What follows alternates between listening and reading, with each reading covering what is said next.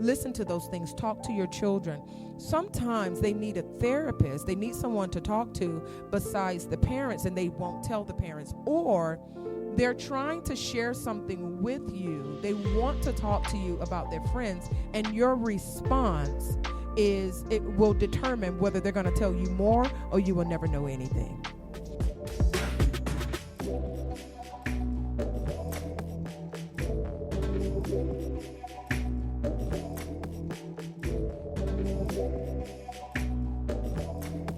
Hello, and welcome to this edition of Love Speaks. I'm your host, LaKisha Carvil. Love Speaks is where we bring very informative topics with individuals who are making a great impact in our community.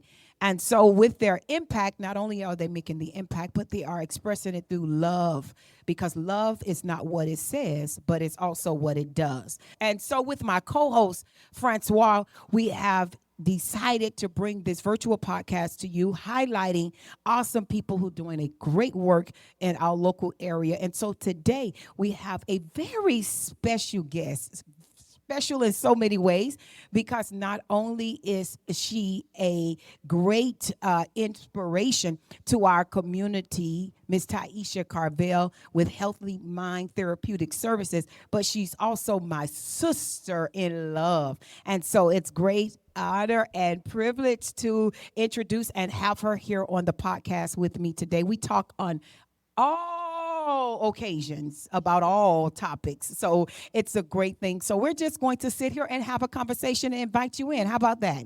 How about we do that today, sis? We can do it. We're going to have a conversation and we're going to invite you. It's just going to be us being ourselves. We're taking our hats off. We're both professionals, and she is a mental health professional as well. And as many of you know, we said here on this podcast that we are doing. And look, I am literally now just 3 weeks away from entering to my internship and practice as a clinical mental health therapist. So we often have conversation around the field in the area of mental health. And so today, but her specialty, for her track is not only mental health, but she's also specialized in substance abuse. And so today I want to welcome you, sis. You can't clap the mic, so we just do this.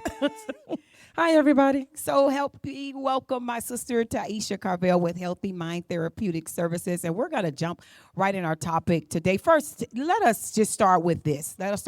What made you want to become a therapist? Let's start there. That's number one question. Oh, you trying to start real heavy. Early. Out the gate. Let's just go out the gate. No, first, let's start with this. Not just what you, but first tell us a little about Tiesha. Who is Tiesha Carvil? Well, Tiesha Carvil is a wife. She's a mother. She's a sister. She is, she can be a little feisty at times, but, she's just as gentle as anybody else can be. And, when you mess with the kids, then, a different hat kind of comes out. But she's all of those particular things, So that's Tiesha as an individual, your mother, your wife. Now let's go into the professional.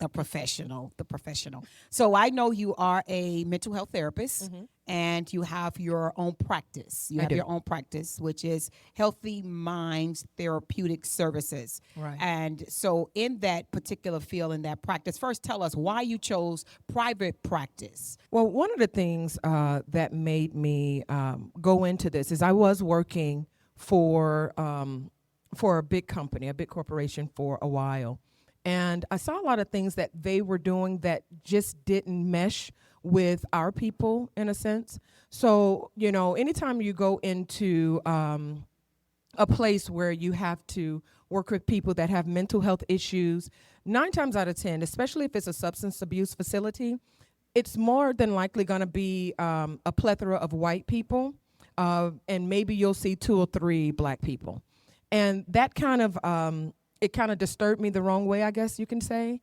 And so what usually happened is that I would see them, like if we would get too upset or maybe perceived to be aggressive, we were always transitioned out.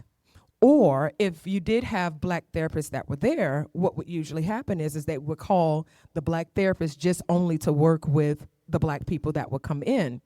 And oftentimes it would do them a disservice because you had other therapists that had other things that they could offer to these particular people. But because they didn't work with the Black community, they just didn't know how.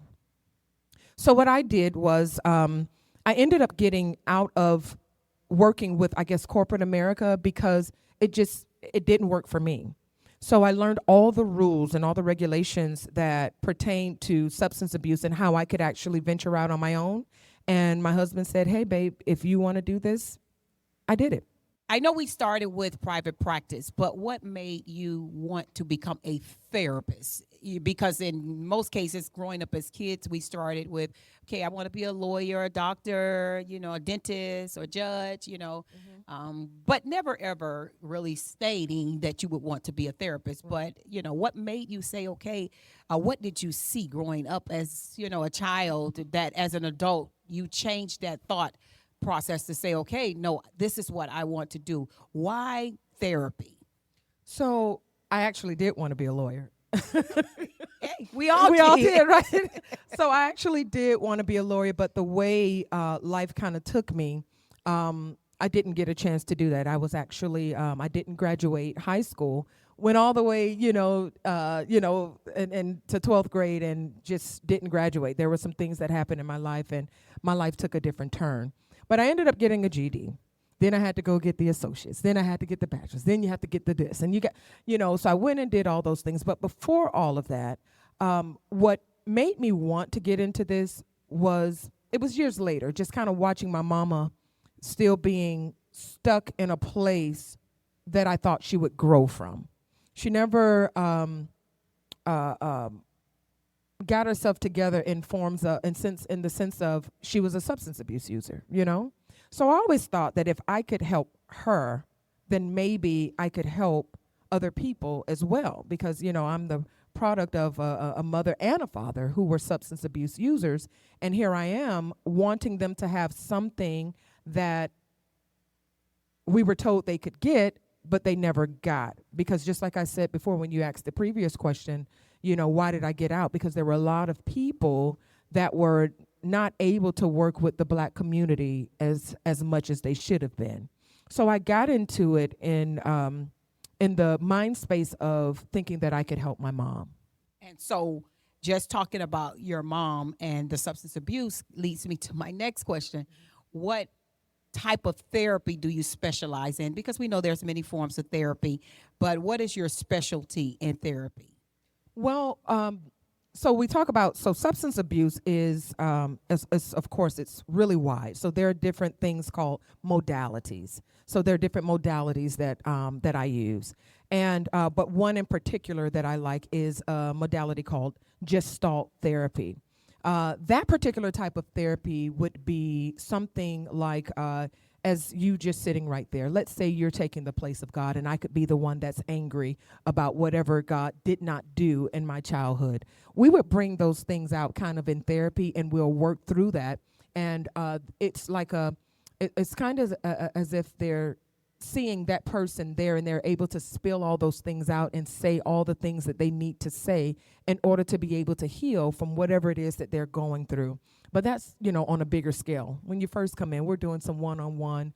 We're working through these things because you would have to trust me in order to even get to that level. Does that make sense? Oh, yes. Yes. Makes a lot of sense. And so that's why I guess I posed the question, because knowing that there are many forms of therapy, right, and specializing, as you mentioned, substance abuse and the modalities, where have you seen in the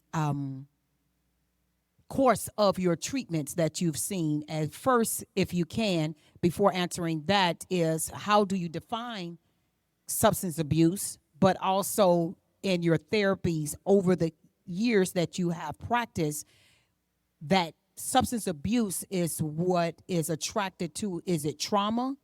Is it abuse?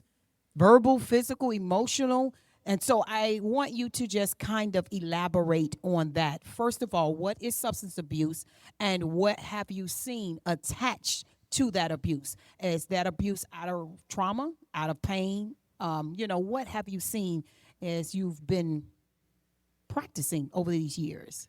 So what I've seen mostly, and I think that you can attest to this, even as a minister or, a pastor in the church, that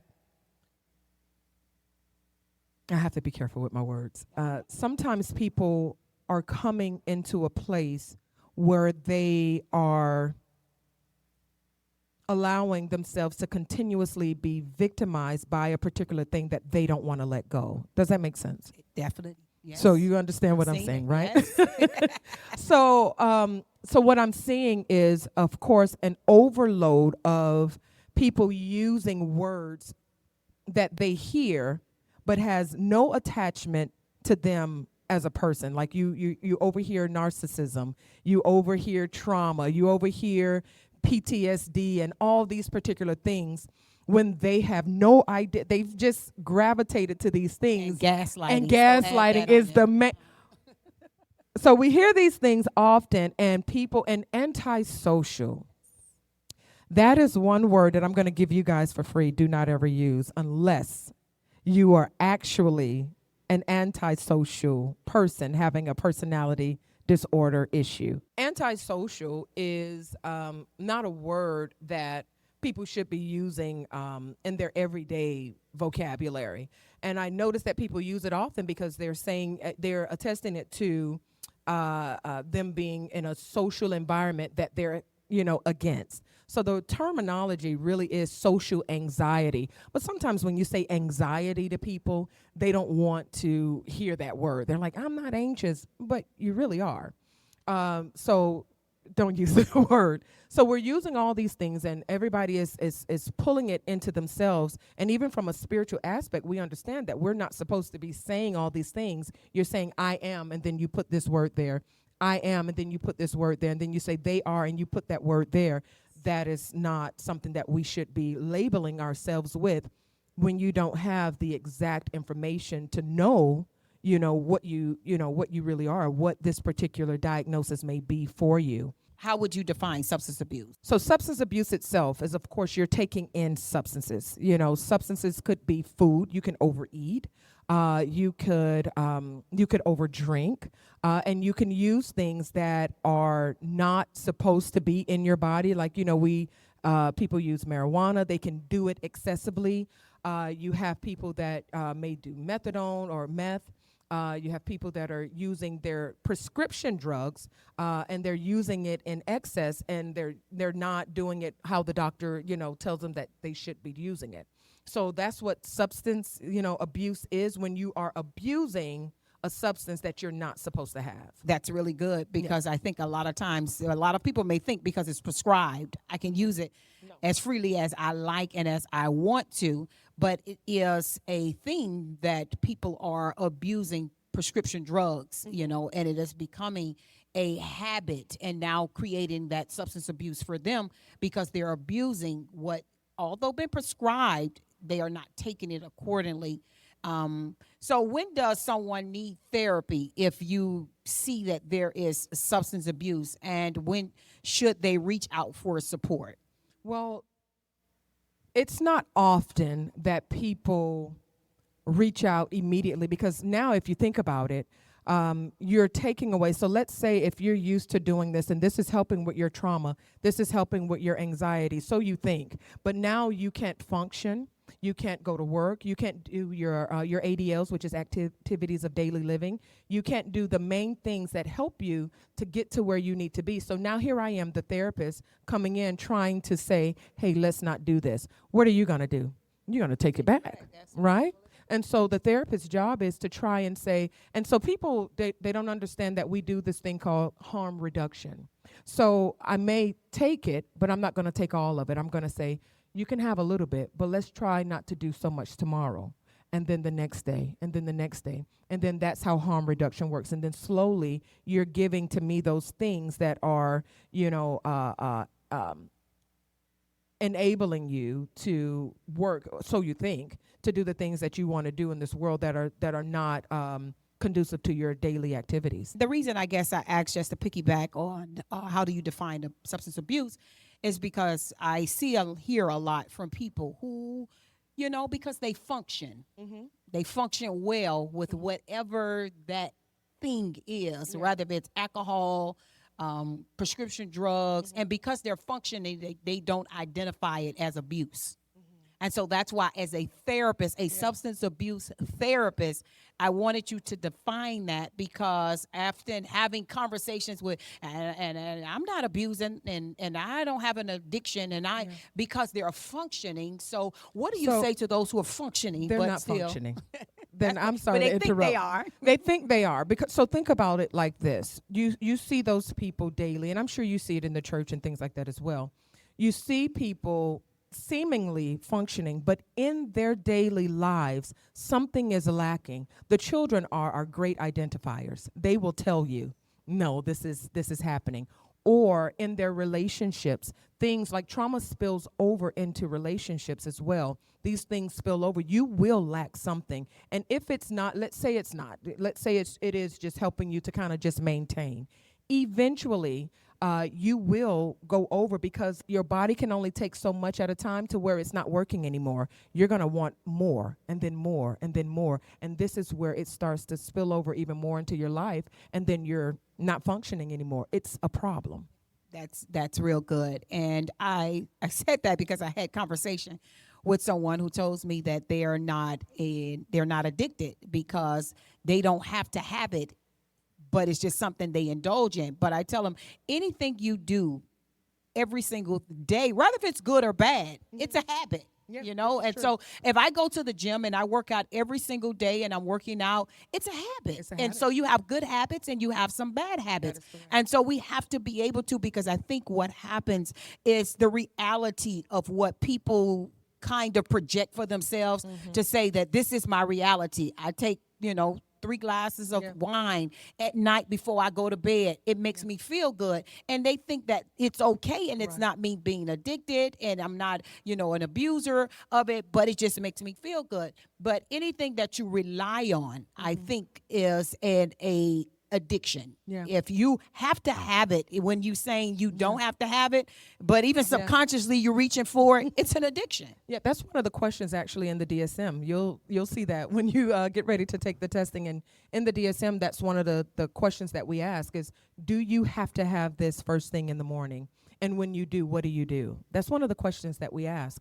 And if they circle yes to that question, it is a problem. But getting the person to see themselves, that is the big problem that we have as therapists, because oftentimes people want you to agree with what's going on with them, instead of them seeing that, hey, they are having an issue and they don't want to release it. That's, again, like me saying, hey, let me take this from you. They're like, no, because this has been making me feel better. I use the blanket, to if someone's in a session with me, I have blankets, and I'm like, put this blanket on and hold on to it tight. And I give them the demonstration of, I'm trying to take this from you, but you won't let me.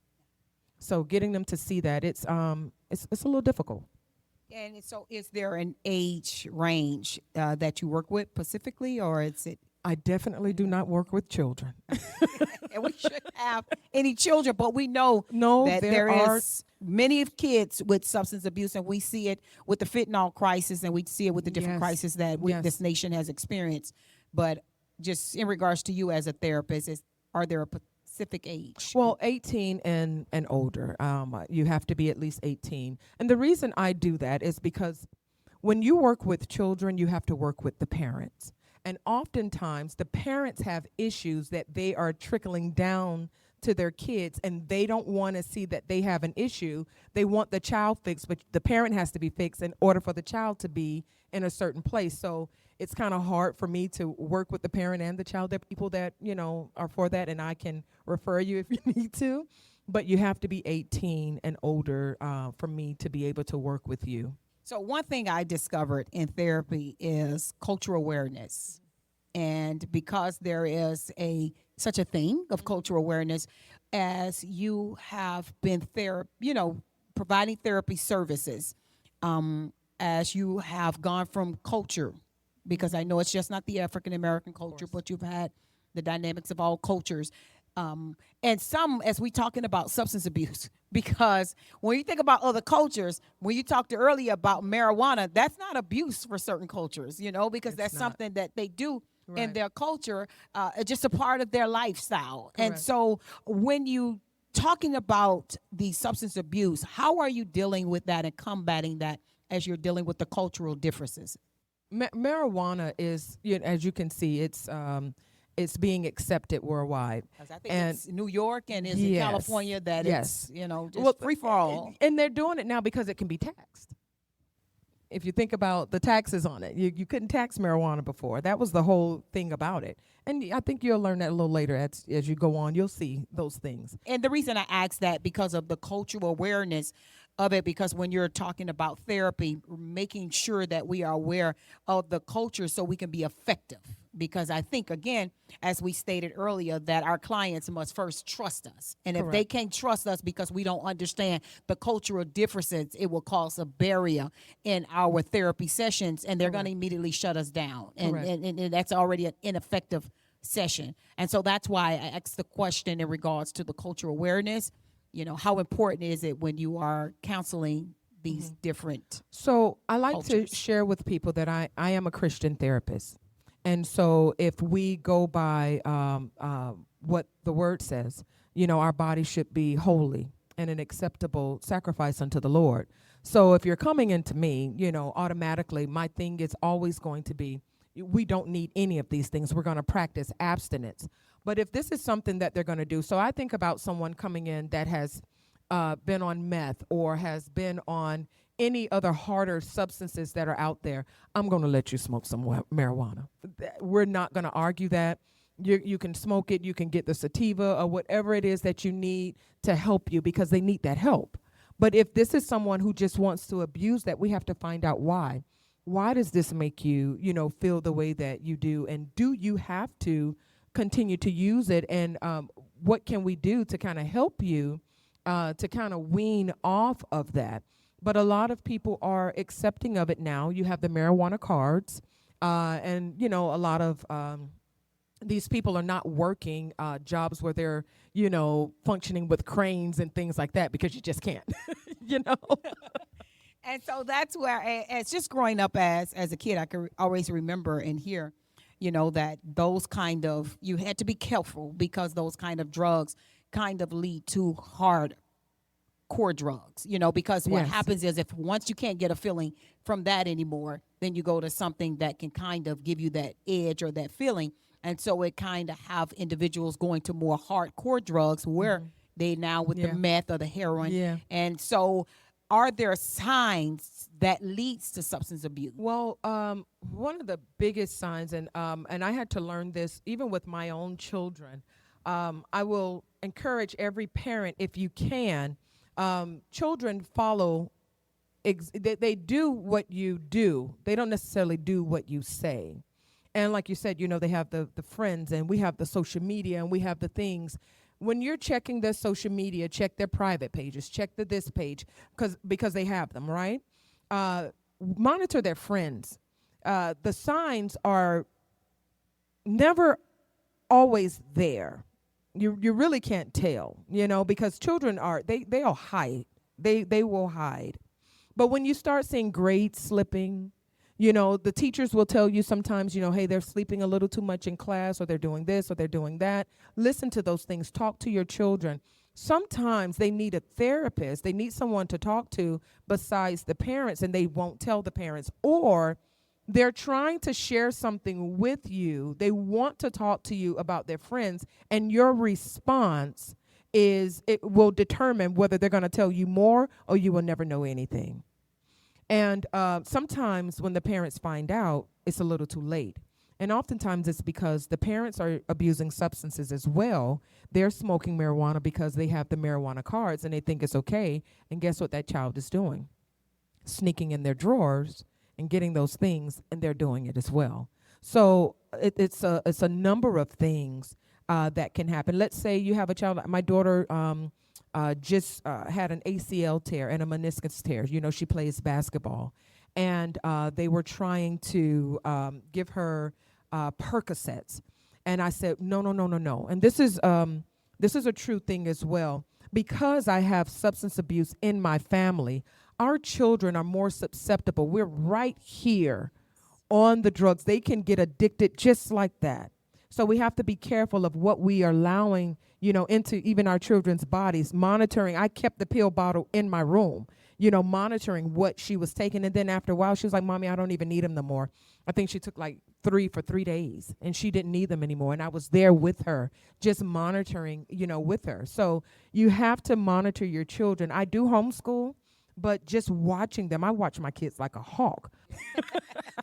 And so I'm glad you mentioned that in regards to generational, because substance abuse can enter our family or enter one's life multiple ways. And I believe, and I know for a fact, and that's why we had another therapist here talked about genograms. And when you do that, you're kind of setting up the generational patterns yeah. where you can see, okay, generationally. I know for me, my family, Yeah. it's a substance abuse, but it's alcoholism. Ah, It's not drugs. And so for me as an individual, I stray away. I stay Yeah. away. I don't have alcohol in my house. I don't drink alcohol. And I thank God for it because it is the wisdom that God allowed me to see that Yeah. this is generational. Right. You've seen granddaddy who had to die. I watched him just soul himself. That's why I was joking with somebody when they always said, "Ooh, he was pissy drunk," or she Yeah. was, because literally they were. drank so much that they just went on ruined themselves. themselves. Yeah. And so I watched my grandfather who went through that, and then my mom suppressed pain and trauma with the bottle, and then now I see, and I said, you know what, this is a generational curse. This is a pattern, and if I allow myself through my trauma, through my pain, to go to the bottle, then guess what, I'm repeating that. it. So in Yeah. order for me to break this, I have to first become aware this thing is Absolutely. real. So when Yeah. other people says, "Oh, I just drink casually, I just drink socially, I just drink for fun, oh, it's I just a day," can't. I can't indulge do it. like you. I can't play with No, it. And no. so we have to realize that and recognize that if we're going to save our children, it's Yeah. bigger than me. It's not Yeah. even about me, because if I do it and I allow myself to be grabbed by that Yes. curse, then guess what? I'm going to set my children up to repeat that yes, this and is not correct. break it. This And is so correct. I'm so glad you mentioned that. Yeah. And then that's one thing I think we can take notice and observation of, that, okay, this is an issue for my bloodline. Right. I saw grandma, I saw mama, and that's where we can see. And sometimes it skips a generation, Yeah. but if you identify it and you see that You if can it was break it. ever present in your generation, I don't care Yes. if you ain't seen it for 10 generations, if you can hear the stories and know that somebody struggled with this, then it's worth you paying attention to make sure you break Absolutely. that generation. And the next question is, why is substance abuse believed to increase during summer months? So during the summer months, it increases because we have all these, wonderful holidays that are coming up. You have 4th of July, you have Memorial Day weekend, you have family vacations. I mean, we live here in South Florida, so it's a beautiful place, to visit.